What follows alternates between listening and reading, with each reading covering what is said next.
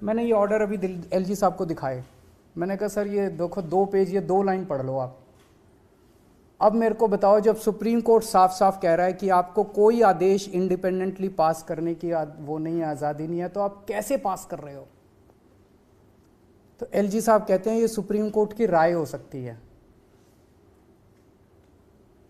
तो मैंने कहा क्या मतलब?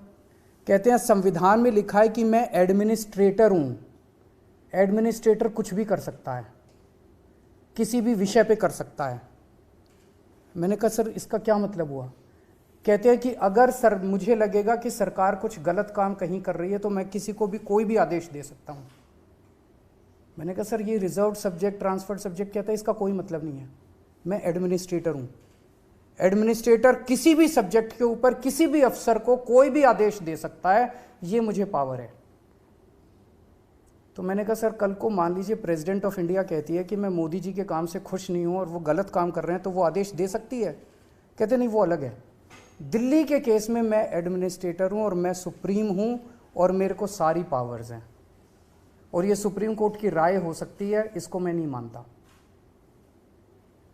मुझे काफ़ी शॉकिंग लगा जब उन्होंने ये कहा। फिर मैंने उनसे पूछा, मैंने कहा सर आप चीफ सेक्रेटरी से सीधे फाइलें अपने पास मंगाते हैं और चीफ सेक्रेटरी को सीधे फाइलें आप नीचे भेजते हैं।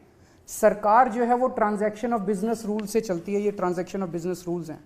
मैंने उनके सामने रखे। मैंने कहा सर इसमें कहाँ लिखा है कि आप सीधे चीफ सेक्रेटरी को फाइल भेज सकते हो या उससे मंगा सकते हो?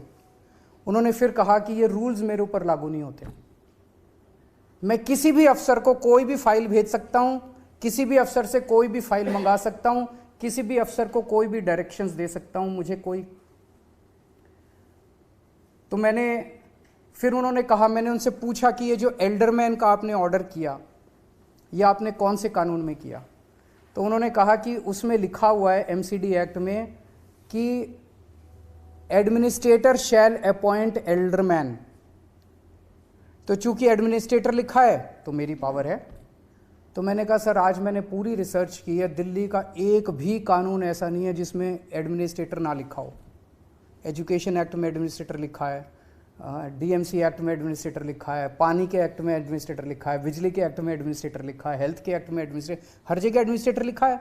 क्योंकि दिल्ली तो राज्य 92 में बनी थी, उसके पहले तो एडमिनिस्ट्रेटर ही होता था दिल्ली के अंदर, तो सारे कानून तो उसके पहले के चले आ रहे हैं, उसके बाद तो कोई नया कानून बना नहीं है।